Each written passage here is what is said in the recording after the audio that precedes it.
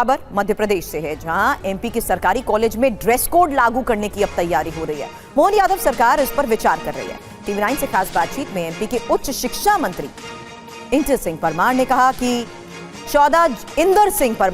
कि 14 जुलाई से कॉलेज में यह फैसला लागू करने पर चर्चा जारी है। उन्होंने कहा कि ड्रेस कोड को लेकर समाज के हर तबके से बात हो रही है। इंदर सिंह परमार ने कहा कि इसे धर्म से जोड़कर नहीं देखा जाना चाहिए। मध्य प्रदेश के सरकारी कॉलेज हों या फिर निजी कॉलेज हों, सभी में अब सरकार गणवेश लागू करने जा रही है। बातचीत करने के लिए उच्च शिक्षा मंत्री इंदर सिंह परमार जी हैं।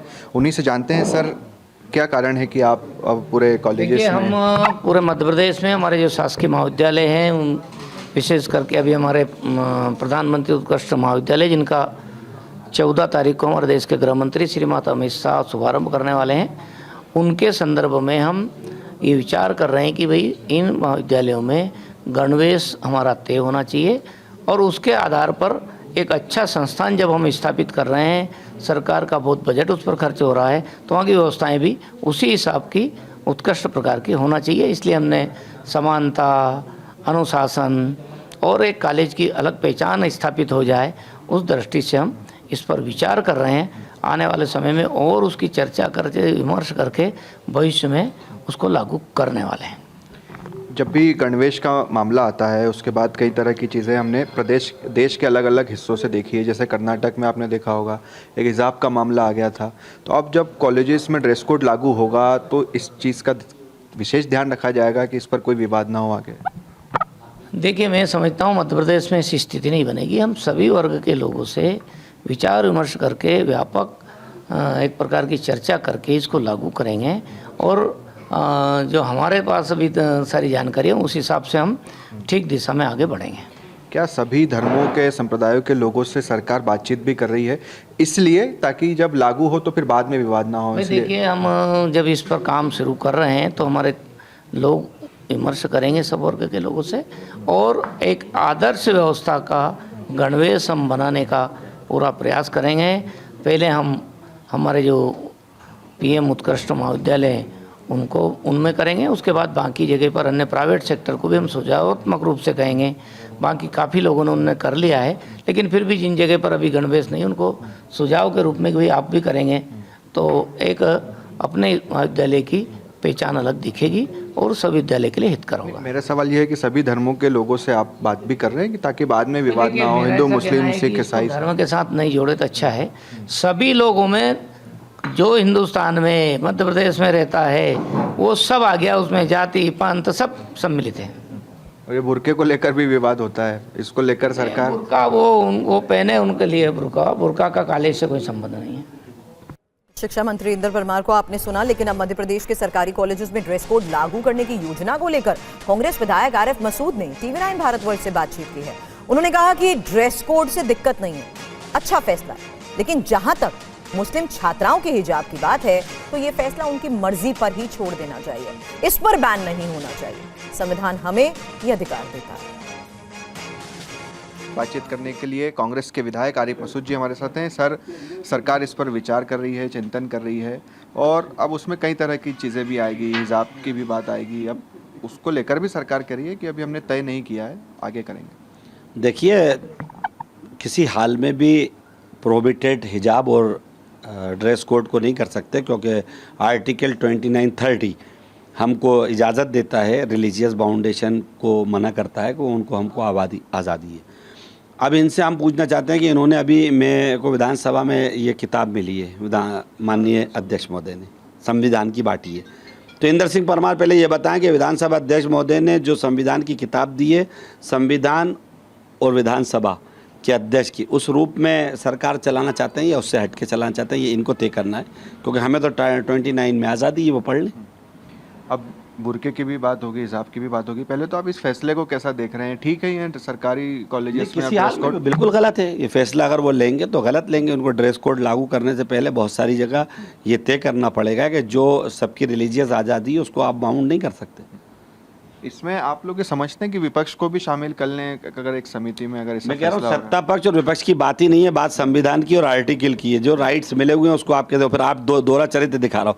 यही तो हम कह रहे हैं कि देश में संविधान इंडिया गठबंधन और कांग्रेस ने बचाया है। अब संविधान लेके अगर केंद्र की सरकार खड़ी हो रही है और मध्य प्रदेश के अध्यक्ष महोदय संविधान की प्रतियां बांट रहे हैं, तो मैं तो अध्यक्ष महोदय से कहूँगा कि वो संरक्षण करें मध्य प्रदेश का। मध्य प्रदेश की जनता उनसे सवाल कर रही है कि जो आपने किताब बांटी है तो 29 आर्टिकल और 30 का क्या होगा। सीधे भोपाल रुक करते हैं। शुभम गुप्ता हमें ज्वाइन कर चुके हैं और शुभम, दोनों पक्षों से आपने बात कर ली। मेरा सवाल उस आधार पर है कि एजुकेशनल इंस्टीट्यूशंस में अगर कोई फैसला लागू होता है तो क्या वहां पर रिलीजियस बाउंडेशंस को भी कंसिडर किया जाएगा?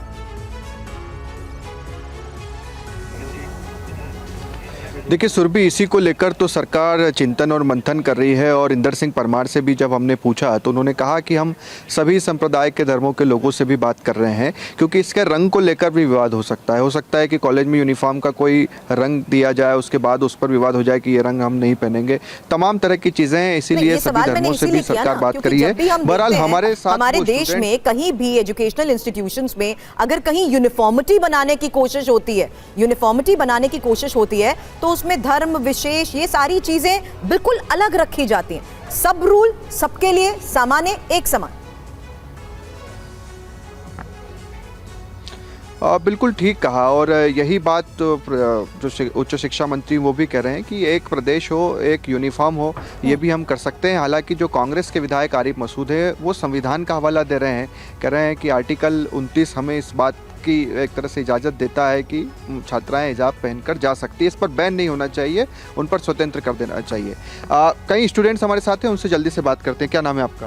मेरा नाम नेहा इरवार है। यूनिफॉर्म होनी चाहिए? यस। क्यों? क्योंकि ज़्यादातर ऐसा है कि यूनिफॉर्म इसे मतलब जाने मतलब आने जाने में जैसे कि यूनिफॉर्म। ठीक है, आपसे आपका क्या नाम है? प्रांजल शर्मा। और यूनिफॉर्म होनी चाहिए? नहीं जी बिल्कुल होनी चाहिए, क्योंकि वो कॉलेज को भी रिप्रेजेंट करती है और हमारा कॉलेज भी इतना पुराना है तो होना चाहिए। वैसे क्यों होना चाहिए?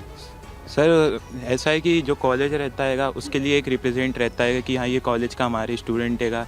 कई बच्चे जैसे गेट पे भी सिक्योरिटी गार्ड्स भी नहीं है कॉलेज में, तो वो क्या रहता है कि बच्चे बाहर से आते हैं, कुछ फालतू जैसे घूमते रहते हैं, तो उनकी पहचान रहेगी कि यहाँ कॉलेज का एक बच्चा है, तो उनसे बात करने का एक वो रहेगा। कई बार हम देखते हैं स्टूडेंट्स ये भी सोचते हैं कि भाई स्कूल में तो बहुत यूनिफॉर्म पहन लिया, अब कॉलेज में जाकर अपने हिसाब से पहनेंगे, तो आप? सर मेरे हिसाब से नहीं होनी चाहिए, क्योंकि मेरे को लगता है कि जो ड्रेसिंग सेंस होता है किसी भी इंडिविजुअल का, वो कहीं ना कहीं उसके पोटेंशियल को रिप्रेजेंट करता है। तो हमें फ्रीडम होनी चाहिए ना कि हम क्या पहन सकते हैं और क्या नहीं, तो मेरे हिसाब से तो नहीं होनी चाहिए। आप? सर देखिए, ये जो हमारा कॉलेज है, हम यहाँ पर किस लिए आते हैं? पढ़ाई के लिए। ठीक है, पढ़ाई के लिए आते हैं तो इसमें ना यूनिफॉर्म होना चाहिए।